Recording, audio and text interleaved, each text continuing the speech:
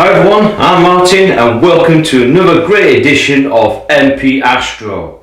I hope you guys and girls are staying safe. Alright, and we've been getting a few clear skies at the moment, so please everyone, I hope you all are looking up in the night sky and enjoying astronomy, you know, looking at the stars, planets, the galaxies and all that. So I've done loads of videos based on this equipment. I'm not going to go far too much in detail on describing what I've done. And again, if you've not seen those videos, please check them out at the link.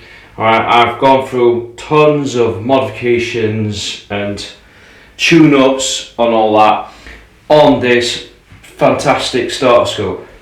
However, we have got to a point now where we want to go even further. Now, despite these limitations of this basic beginner starter telescope, as I mentioned in my last video about the multi drive, there is a function that's got the auto guide function. Now, auto guiding, for the people that I don't know what it is, auto guiding is a process that you can attach a guide camera via a guide scope, or you can use an off-axis guider which attaches into the same it's an adaptation that fits into the camera and goes through the main optical tube but via mirror or prism. And what this does is you have a secondary guide camera, and what that device will do will detect any motion of the stars that's trailing. And with this star trailing, it will tell the mount where to speed up or slow down or correct itself for any errors. And it also sorts out any backlash within the gears. Now, this can be done with a standalone guiding system where you have a camera with its built-in software, or you can use software like PhD guiding and use it to control it through a computer or a tablet or a mobile phone to transfer it across and control the guiding through that software to your telescope setup. Guiding is very crucial because what it does is it enables you to expose for longer. In other words, for the star trailing happens, it will correct the mount and you'll be able to expose for 2 minutes, 6 minutes, 10 minutes, and you could be talking even 40 to about an hour of an exposure times. I mean, that's how crucial auto guiding is. But the one key thing I need to highlight is before you even try and attempt to do any auto guiding, the first thing I would check for is check the actual mount. Can it actually be auto guided? So, and I get a lot of questions asked from a lot of people, beginners, from the last group I used to be. They ask me tons of questions of, can I auto guide? And the first things I always say to them is you need to check your mount, because it's got to be a certain mount. Now, a Nikkei mount or a C-Gen mount or a Gen mount must have electric motors. That's the first thing to check. Alright, it doesn't really matter if you only got one electric motor drive or two motor drives, but there must be at least one motor drive to be tracking in one axis, and the one that's more important is the RA axis, because that is the main movement is that you need to track. The deck axis is something additional. Now, that one movement, if you're pole alignment, because pole alignment is key if you want this mount to work. So if you're pole aligned, you can expose for longer. But then you get to a certain point when you're pole aligned that you can expose for longer, but there'll be a limit, of course. So that's why you need a motor drive. So the motor drive is one key aspect. So before you even consider auto guiding, check, see if your mount has a motor drive. Then the next step is check that the mount that has with the motor drive, check the motor drive has the auto guide function. If it does have the auto guide function, then you can take long exposure images by auto guiding. If it doesn't, then I'm afraid I think you're stuck for that time being. You know, that's the limit of that mount. So this is where we're going to go and have a closer look on what things you can do to turn this existing equipment you've got here. We're going to look at things on ways of how to turn this astrograph to take long exposure images using the auto guide function.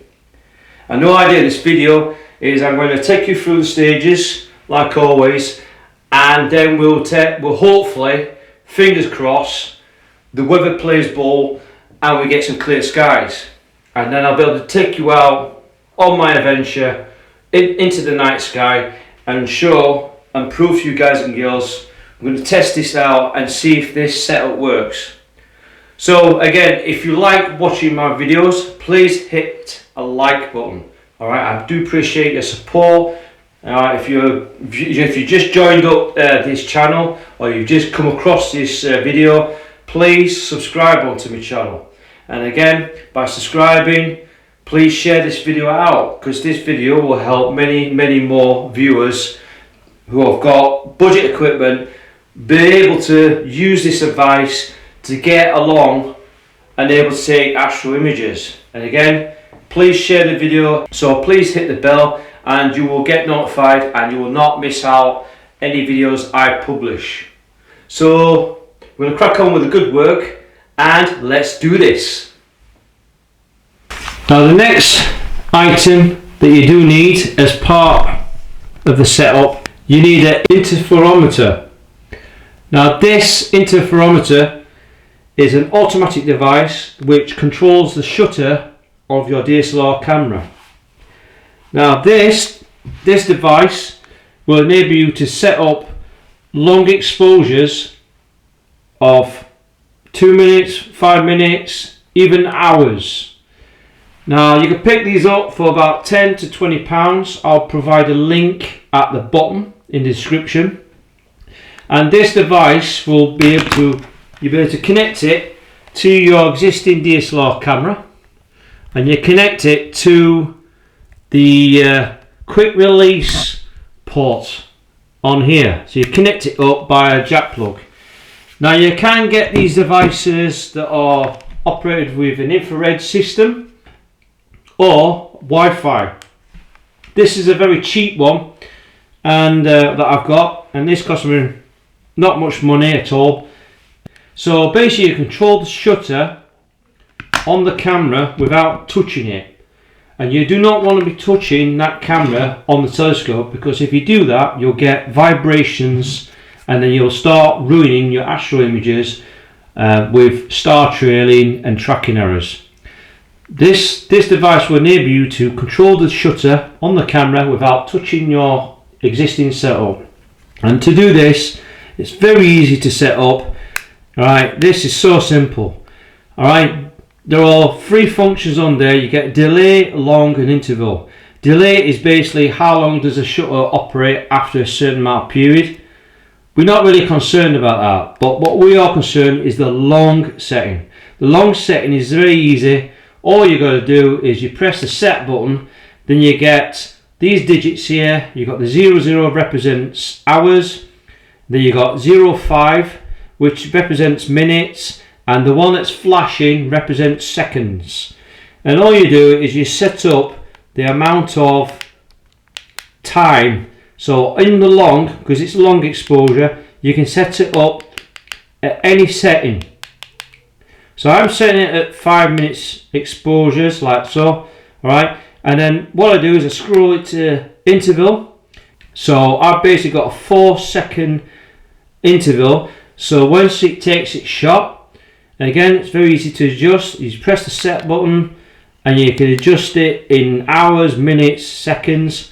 I've set it up to about 5 seconds. You press set, and basically what that does is enable you, it will take a shot every 5 seconds. So once it's finished its last exposure, it'll take 5 seconds and then move on to the next.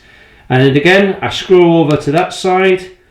Alright, there is a screen here, and that is how many pictures I can take. And again, press the set button, alright, and I can just scroll all the way down to 400 pictures or whatever, or I can set it up to infinity. Okay, and I press set, I can take unlimited amount of pictures, alright, before the battery dies. And again, it's got a beeping function that can count the timer, which I find it very annoying. And again, you can activate that, but to be honest with you, I switch it off. And basically, that's all it is. There's a function here where you can activate the shutter manually, and you can lock it in place. But to be honest with you, it doesn't really quite work well with this camera. So what I found with this camera is you must set the camera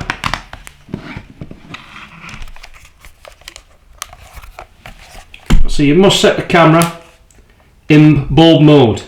Okay, so you flick on the switch, control switch, select manual. Okay, don't worry about the other settings, but as you flick through the controls, you've got like 20 seconds, 25, 30 seconds. Now, you must go into bulb mode for this device to work for you. If you don't select bulb mode, this camera will go up to 30 seconds and then it will take the shot, and that is it. With this setting, we need to go a lot higher. So you set the camera to bulb mode, alright, like so, and that's that. And then once you got the settings on this device, you then start the exposure like so. You press the start and stop button, okay, and you just press that and it takes the shot. This device will then give out a timer and it will control the camera like so, taking the shot. This device is also powered. If we switch that off, that's taking the shot. So the shot's taken. Alright, this device is powered by a couple of AAA batteries. Alright, and yeah, I prefer to use rechargeables, okay, but this is very good for taking long exposure. And again, there's many other different types of cameras, but this is the setup that I know for this type of camera. And again, order this device. This will enable your camera to take a lot longer exposures and take those fantastic astro pictures. Also, like with every camera, is you're going to need a T-ring and an 1.25" at least nose piece. Okay, you need those for you to connect the camera to the telescope. If you check that video out at the top, I highlight this setup with a T-ring and the nose piece. Again, they're also required if you want to connect this to your telescope. A lot of beginners and even experienced astrophotographers always make this mistake, and I've done it myself. Alright, it's easily done. Is because I use this camera quite a lot for a lot of photography uses. Alright, the main problem that I always do is I always leave the strap, okay, onto the camera. And the main reason why you should remove the strap is if you have this camera connected to your telescope and you have this strap, right, this strap is going to cause a lot of problems with your tracking, and any slight puff of wind or something like that, this will catch the wind very easily, and you're going to get your images ruined by tracking errors and weird trailing. So please get in the habit to remove the strap completely. So when you connect it to the telescope, there should be nothing hanging off it other than this device. So another thing I like to highlight is, because this is a mirror type camera, the mirror reflex has a habit of absorbing stray light through the viewfinder. So every time it takes a shot, you're going to get stray light entering into the sensor. So if you're shining, or if you're shining a red torch or something like that, and this happens to take this shot, you might get some kind of interference, light interference.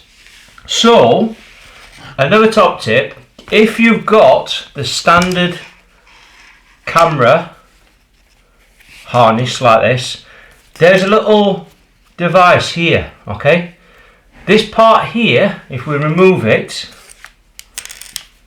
you just remove it from the harness, okay? Remove the buckle, and then you remove this piece here. Now this piece is actually a dust cover. So this is actually a dust cover for the viewfinder, and to connect it, all you have to do is slide off the viewfinder rubber eyepiece cup, and then you can slot this over the viewfinder like so. So that's what that does then.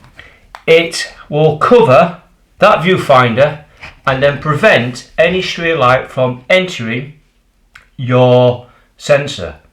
However, if you haven't got a harness, you can use a bit of black electrician's tape or something dark just to tape over that part, okay? If you tape it over, that also can stop the stray light. So with my setup, my basic astrophotography setup, as you can see here, please do not do this at home. See that? You can see straight away this counterweight.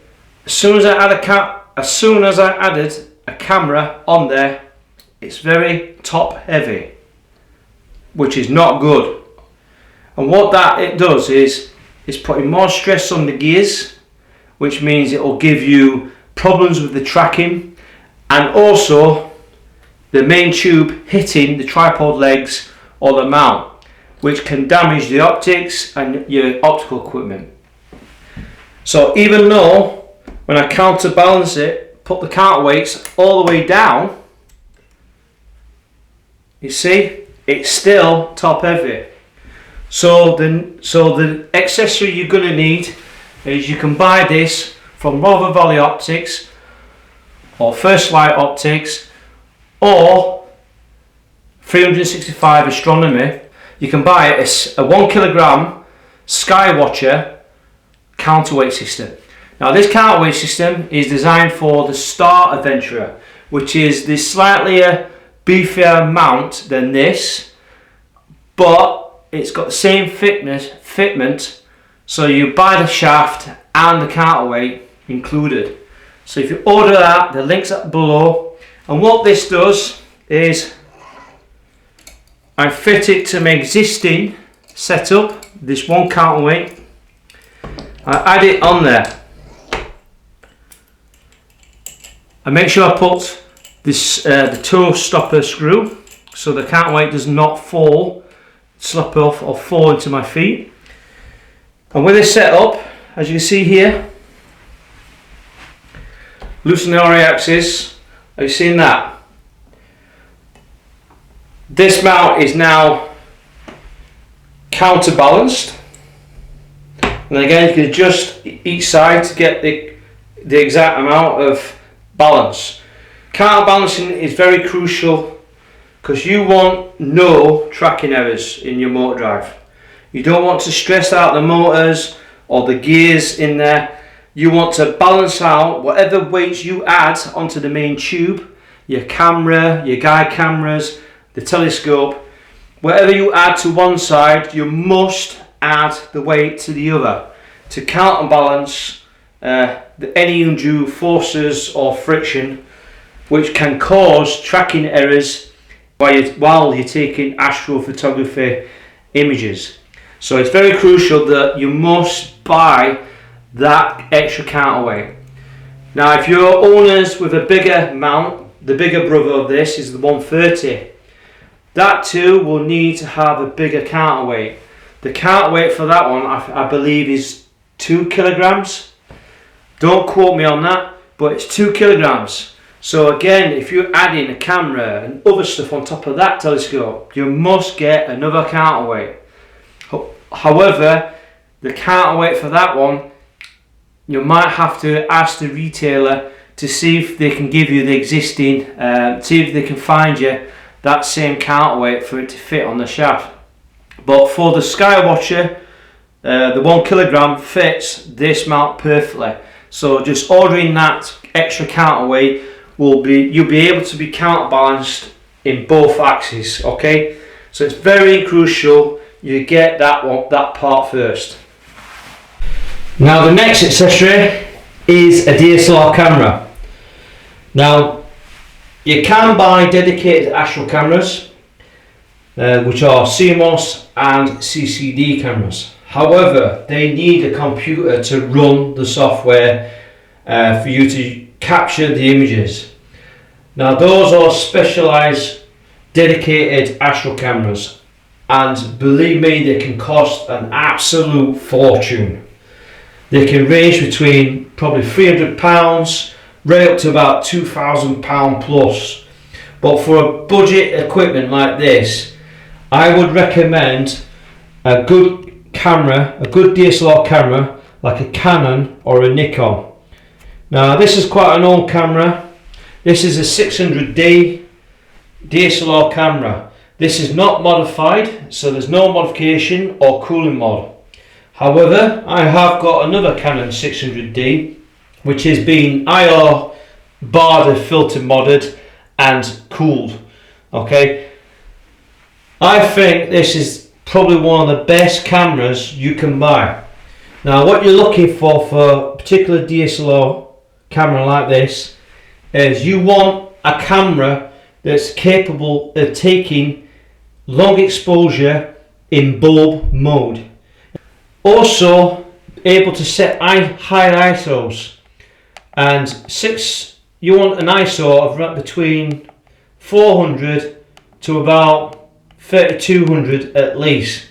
Alright, so you want a camera that's designed to set an ISO as well. And this camera, despite being old, 1600 ISO is more than ample. Be careful when you up the ISO rating, because when you up the ISO rating on these cameras, the camera sensor will start to pick up noise, and that noise is basically the sensor warming up to a certain point, and when you push that sensor, it will start to deteriorate the image quality in your astral pictures. So what you will see is that in your astral pictures, your images will become grainy. So you've got to be careful when you up the ISO, you start to get grainy images. What I found with this camera, I find that between ISO 800 and 1600 is an ideal ISO rating for a lot of deep sky objects in the night sky. A camera like this, you can pick it up second hand. I don't think you can buy these brand new, but you can pick these second hand at a great price. This camera will now cost between £100 to about £200 at the most.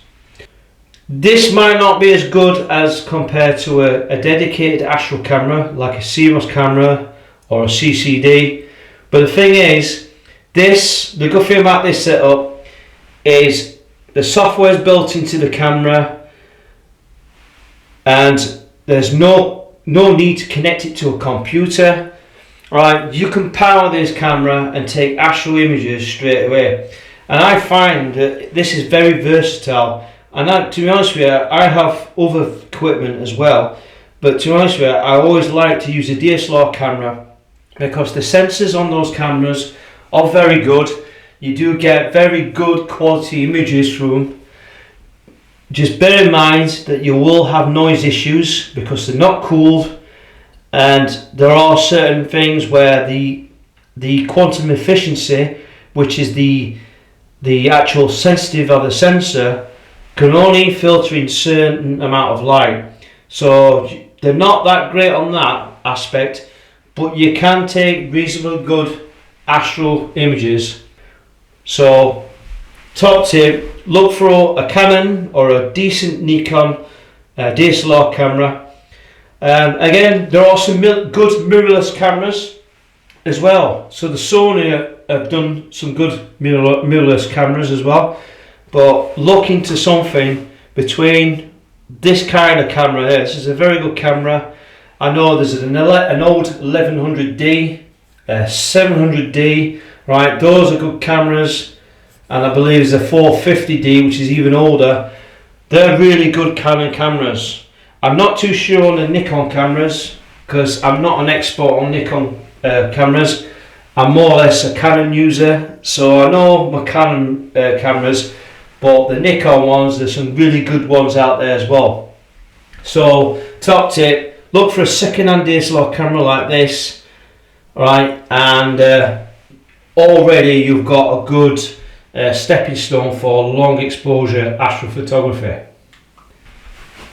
Top tip to know is with this Newtonians suffer from bad problems with balancing. Now with this setup is to enable the system to balance properly out is, as you can see here, if I move the tube to that position, alright, it's going to be very top heavy on one side. So when you've got a camera set up like that, it's best to rotate it round 90 degrees, okay, and the camera is in line within the dovetail bracket. And what that does, it will help the balancing onto the main tube so that you won't get any problems with the with balancing.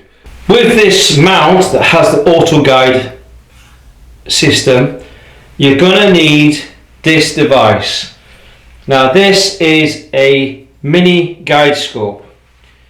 Alright, this is a very small miniature finder scope. That's all it is. I highlighted this little mini guide scope in one of my reviews. Alright, so if you check out the video at the top, I actually highlight the review of this fantastic little device. It also has a guide camera, which is the ZWO ASI 120mm Mini. So reasons for this setup, it's very lightweight. It literally weighs around 200 grams if that, okay? That's including the dovetail bracket and support and the camera, okay? Very lightweight system, alright, and you can get some good guiding with that. We want to make this system as light as possible. As we already fitted the camera here, we've already added 400 grams already onto the optical tube. Now this mount's only capable of reaching to about 4 kilograms at the most, alright, so we don't want to push the limit on that mount, because if you do that you're going to get tracking errors and it's not going to guide very well. So using this little mini guide scope and camera setup, weighing a lot less than 200 grams, alright, this will be a handy little investment. However, you can use other finder scopes and guide cameras, but they tend to be a lot more heavier, plus you're going to get flexure. Now with this setup, this has 2 fixing screws on a very sturdy aluminium ring system. Yes, you can't adjust the angle, but the thing is with this, you don't really need adjustment screws as such. You just want a fixed point, a sensitive camera to able to detect bright stars. Alright, you're just going to use those stars, alright, and this setup will enable you to detect the bright stars using a sensitive camera. So that's your guide system. I would highly recommend using the guide scope system. There is another one which is the off-axis guider. Personally, I have used one, but I find them very hard to use, and you do have to do a lot of tweaking and tuning for the off-axis guider system to work for you. Yes, they do. They are lighter and they do put less weight on the optical tube. However, they do have its limitations. They do have a narrow field of view when you're trying to find a star to lock on and auto guide. With this system, despite the flexure problems, this one doesn't really suffer on flexure as much, to be honest with you, and to be honest with you, it's actually very sturdy. But with this system, I get a wider field of view, alright, and I can find loads of stars. So I don't have anything to pick and choose from with this system. So, and to be honest with you, a GUIDESCOPE system of guiding is probably one of the easiest methods for beginners to use to start auto guiding, and this is the system I would highly recommend. So we're going to connect the GUIDESCOPE onto this telescope, and the only way I can attach this is using the 1/4 thread in there onto the one of the scope rings, which has a piggyback DSLR connection camera adapter screw. Now, I know it's not the best securing, because if you don't secure this right, you're going to get a lot of flexure and movement on this GUIDESCOPE. However, if the bolts are tight, it's fine. And the thing is, all it is, what I've done with this system, it's very crude. It's not the best system. I would like to prefer to use a dovetail bracket to fix this onto the dovetail. But as you can see here, I've placed some copper washers and they act like spacers. Now this bolt is a fixed unit. You've got to make sure that your scope rings are tight when you're auto guiding. So make sure your scope rings are tight. And with these washers, these are spacers. And they enable me to tighten up. They enable me to tighten up the GUIDESCOPE, alright, and give me correct spacing. Now, also, all I do is I thread it through that hole here, like so, and I just screw it in place. So I'm just tightening up this part best I can. It's not the best attachment. I would recommend a Vixen dovetail for the finder scope. Alright, and again, I just screw this on like so. Make sure I don't cross thread the threads. And what I'm trying to do is I'm trying to get this as tight as I can, like so. As you can see here, I'm fixed. Alright, there's not much free play there. Alright, just make sure your scope rings are tight, like so, because you want to make sure that there's no free play there, because you'll get flexure in this guide system. So make sure that that scope ring is tight. So that is the tightest I can get, and to prevent this flexure. It's not the best method, but for time being, this is quite sturdy. Now I can move the whole setup, and there's no free play in the camera or the mini GUIDESCOPE. Using the copper washers, clamping this knob down, you might have to do several attempts. You loosen a few copper washers down, tighten it up, so that you get this GUIDESCOPE in line with the optical tube. So you want this GUIDESCOPE to be in line with the main tube, okay, pointing up. And again, flexure for this setup is the biggest killer for auto guiding. So you're going to need an ST4 auto guide control lead.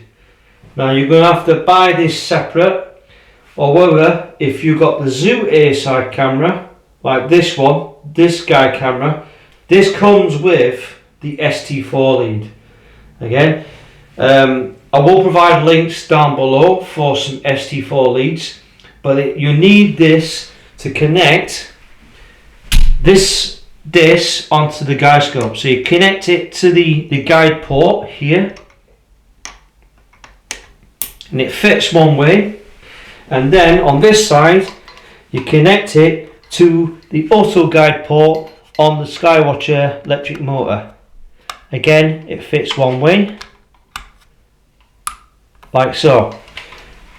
This lead is very important because you'll need this for the guide camera to communicate to the motor drive, so that that guide camera can tell that motor drive to speed up or slow down. And then the next final part you need is the USB lead. You usually get this with the guide camera, so you connect the USB lead. Alright, so that's connected. And then this end will be connected to a computer. So this is it. This is the time where we're going to test out our Skyhawk 114mm converted to an astrograph, being flocked. We've now got the mount sorted out, which is now tuned up, and then using the USB connected directly to my laptop. So we're going to start off with something easy, and hopefully, wish me luck. I'll be very happy if I get 2 minutes exposure, maybe 5 minutes exposure time. But what we're trying to do is we're trying to prove that can this basic mount, this beginner starters mount, perform using the auto guide with no go-to function, just a normal RA motor drive, and using that motor drive, using its auto guide function, can this unique mount perform and push out the limits for this Newtonian reflector. So we've got windy conditions as well, so it's not helping much as well, but hopefully using this USB, and I'm going to be using PhD Guiding. Now PhD Guiding 2 is a fantastic software, very easy to use.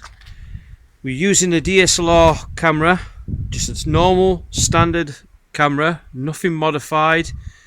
Alright, and we're going to try and take a long exposure of a deep sky object or something like that with this basic setup.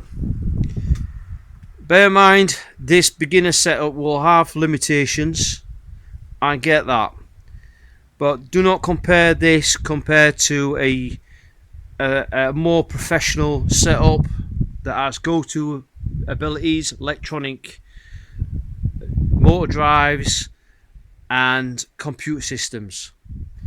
This is just a normal motor drive relying on just basic software. But the key issue with this setup, for this mount to work effectively, you must be polar aligned. Polar alignment is the key to successful long exposure images. So wish me luck, and let's do this. So I'm going to set up, find a target. I'm going to start off with something easy. I might go for M13 Hercules cluster, which is a globular cluster, something nice and bright and easy to locate. And we're going to probably start imaging that, and then we'll set up the guiding. Wish me luck, folks. Let's do this. So here we go, guys and girls. Let's start up PhD Guiding 2. Again, you can download this PhD Guiding on their website from Stark Labs. Fantastic auto guiding thing. We've got 13 Hercules globular cluster on the camera. I'm taking a picture, but I'm getting star trailing at around about 30 seconds. So what we want to do is we want to start auto guiding to reinforce that auto guiding so we can expose for longer. So to do this, all we do is we go into activate it, go into the USB port. Now you must download all your drivers and all that ready for the camera. Obviously we got the guide camera, which is the ZWO ASI 120mm mini. So we're going to use that camera.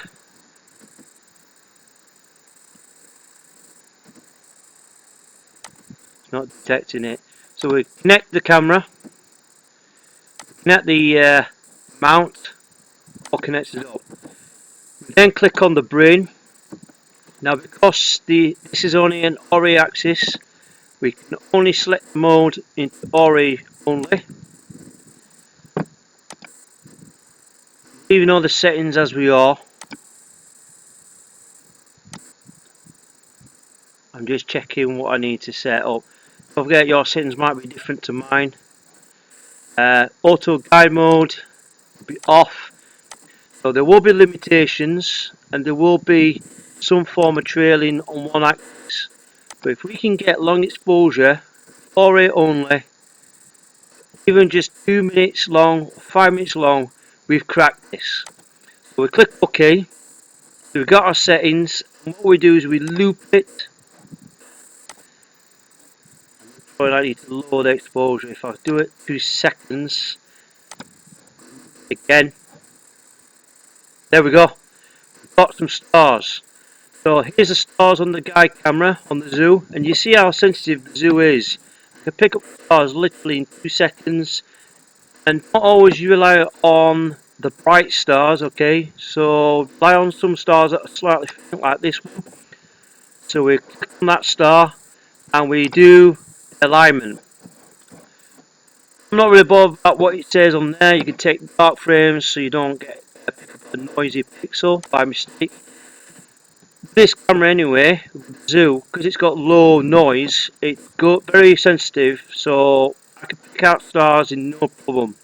So this is doing the alignment now, and because it's only on the RE axis, it will take a slow process to go through all the steps, and it may take probably 10, maybe, yeah, probably about 10 minutes to get everything sorted out. But so far we've got a good guide cam. We are taking pictures at the moment with the DSLR camera. The mount's tracking superb, so I've had no real issues.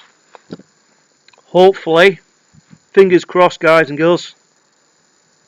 See, it's going through its E steps, which is really good.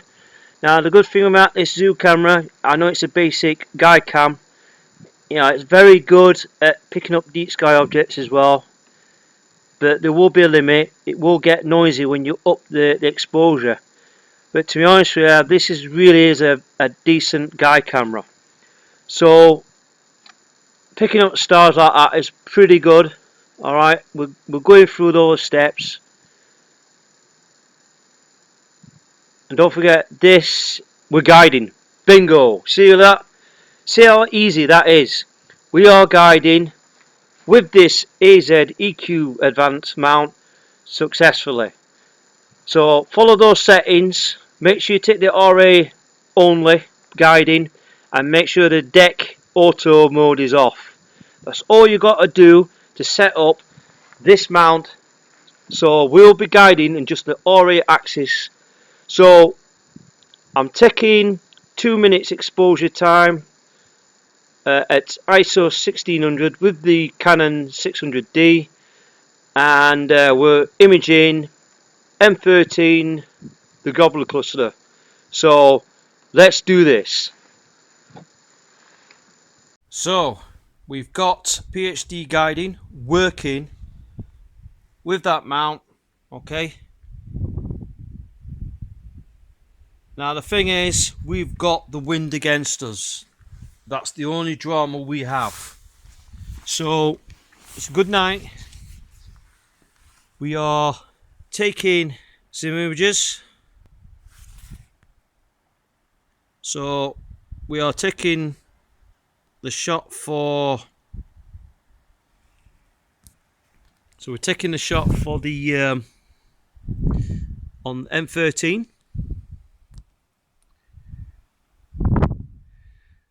So hopefully, fingers crossed,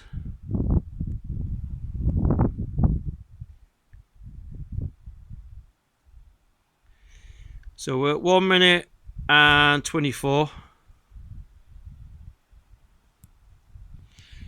Don't forget, we're getting M13 Hercules great cluster.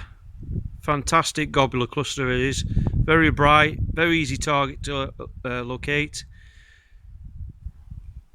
And so far,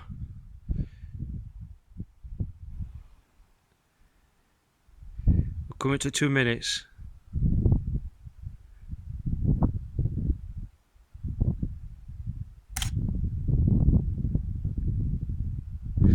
Okay, he's taking the shot. I'll switch off the timer. I'm going to have a look at the picture now. So this is what we got. We've got the last shot, so I'm going to check the last shot. You kidding me? You are kidding me, man. So we've got it. Yeah, we've got it. We've got M13 globular cluster. We've slightly got the reading, but it's at 2 minutes exposure time, man. Seriously, man, we've done it. So, hey guys and girls, this is absolutely amazing. All right, we've done auto guiding with this setup. The mount's performing with that motor, superb, and we've just got that image. Well, we've got a bit of coma around the side, but that's not to worry. That's normal with this telescope. But the thing is, we've got a very sharp image there. I'm really impressed with the results. Absolutely fantastic. It really is, man. I'll tell you. So, we set the camera to take 5 minutes exposure times. Now, I'm just going to jump round so I don't hit the mount, or is that going to throw my whole alignment off? So we're taking the same target, M13 globular cluster. We're guiding PhD, and I noticed with PhD guiding, it seems to be moving out, but somehow it still appears to be guiding. The motor drive is working very well. I've had no binding problems ever since I did that tune-up on the mount. It's performing 100%. Right, this is working out much better for me. Come on. Taking the shot.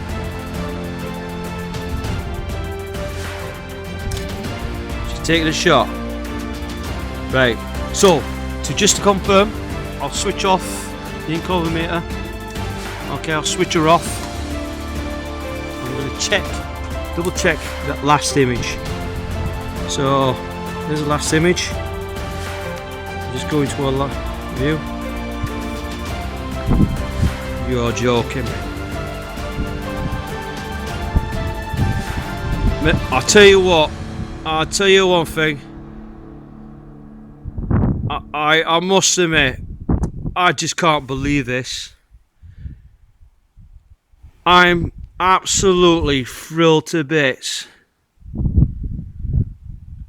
This is 5 minutes exposure time, and we've just done it. We've just done it. That's just amazing. And look at it, man. That is, I'm speechless. I'm speechless, guys and girls. I'm absolutely speechless. I mean, look at it. I am absolutely thrilled to bits. I've just proven that we can take astro images, and that auto guide system on this basic mount has just proven everything. Absolutely proven everything. So here we go. We're getting closer to the time. The mount motor drive is running superb. I've had no binding issues or nothing. The auto guiding's still good. Right, that ZWO's been an amazing camera. Now that we've got the Newtonian capturing those light, those faint photons, and we've now got the camera. I don't want to shine too much of the light because I don't want to blot out the image. But at 9 minutes 45, we're getting closer.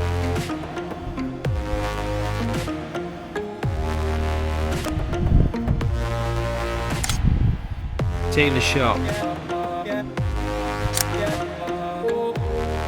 Okay, so what we do is we'll switch off this.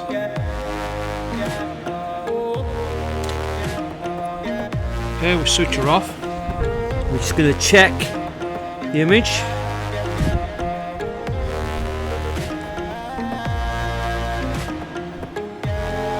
Okay.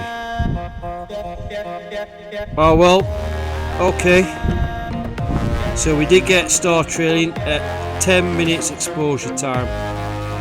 So that is the limit of this setup. So now it just shows you guys and girls that you can do long exposure photography of deep sky objects, and like you see there, I mean, that is not bad, not the best image, but we've pushed the limits on this mount. It's a basic mount, it will have limitations. So what that proves to me that, okay, just normal, yeah, 5 minutes exposure time is probably ideal for that mount. So 10 minutes is a bit too much. Okay, guys and girls, but we have got an image, but we're getting star trailing, and as you can see there's a bit of a rotation there, and I think the rotation is caused by the deck axis.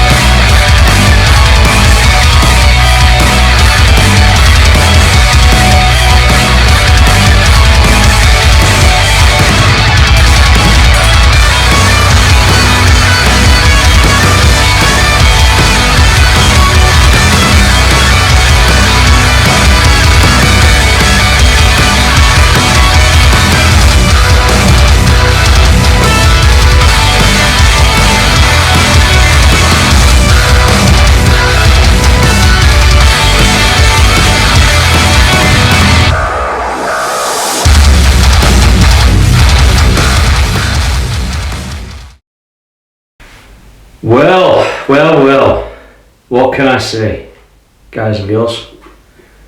Absolutely fantastic. This is quite a big breakthrough, and I mean, I must admit, looking at those images, I was just amazed, absolutely overwhelmed, and I'm just absolutely amazed on how it's performed. Yes, there are glitches in the mount. Yes, there are glitches on certain equipment. After a quick tune-up, with this system being very basic and crude, to get deep sky objects and being able to expose for longer, 2 minutes and 5 minutes exposure time, to even pushing up to 10 minutes exposure time. Now these are not massive figures, alright? But to a beginner, to be able to achieve 5 minutes and 10 minutes exposure time through this basic setup is quite a big deal. And don't forget, a lot of these objects are faint, and to me, to get that, I mean 10 minutes was pushing the limits of this mount. I don't think I can get anything better than 10 minutes.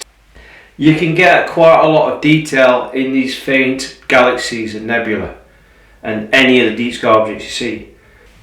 Like I said before, the only reason that mount will perform to that standard is as long as you are polar aligned, you can get these long exposures.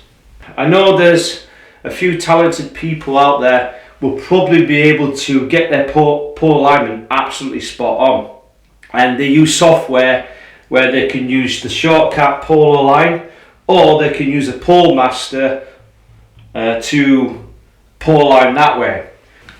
I do like to highlight that when you buy the electric motor drive, I would like to have seen some information on the Autoguiding part, because when I bought this motor drive, there was instructions on how to fit it. There was a brief paragraph on there on the Autoguide system, but it doesn't state how to use it and how to operate it. So that is something that I need to highlight for Skywatcher to take notice of the Autoguide system. Please, guys and girls, this is not going to work 100% for you. If you get that polar alignment right, you can achieve it with this mount. So it is hit and miss, and again, it's the whole purpose of astronomy is it's a challenge. You just got to practice and practice and practice. Once you get your polar alignment to a T, this mount will work out for you. What I do need to highlight is that this is only basic equipment. I probably pushed out the maximum limit of that mount. If you're very keen on taking on astrophotography and you want to go further afield, then I advise to upgrade your mount or start looking into a more expensive mount where it's got a built-in polar scope, it's got electric motors on both axes, and there's a lot more complicated equipment out there. But the one key aspect is, doesn't matter what telescope you mount it on, the mount is number one key when it comes to astrophotography. It's not the telescope, what a lot of people assume it is. This is a basic setup, that's fine, but when you want to go into even serious and you want to take some outstanding astro images, then the mount is the key to successful astrophotography. But then when you start looking into more complicated mount systems, that's when the prices really pump up, and I mean it gets really, really expensive. With this setup here,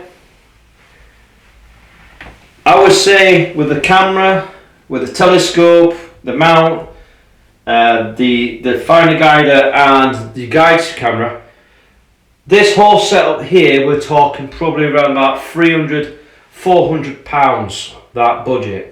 And then not to mention all the extra work you need to carry out for the grease and all that to strip down the mount and all that sort of thing. So to get an astrophotography under £500 is a pretty big deal. Even astronomy retailers are also selling second-hand equipment. Again, there's a market for that place as well. And again, please visit those websites. Alright, they will have second-hand equipment, and second-hand equipment is just equally as good as brand new. Alright, a lot of this equipment is, if it's well looked after, it lasts a lifetime. It doesn't matter, you know. But again, you've got to shop around and do your research. But you've got to remember, it's only a basic setup. It's designed for beginners and newcomers who are just starting out the hobby. But wow, what a setup. So I hope this video helps. It's certainly been an eye-opener for me. Please hit a like button. If you like this video, please hit the like button. Show your support to MP Astro. And again, if you're new to this channel and you just seen a few of my videos, or you just visit this video, please hit the subscribe button. By hitting the subscribe button, and again, share this video out, because this is going to help many more people who probably have got this set up and they don't know how to use it.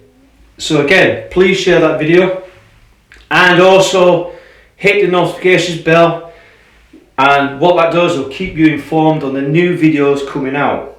Alright, so anything I publish, you won't miss out. So thanks again, thanks for watching. Remember, stay safe, and I wish you all clear skies.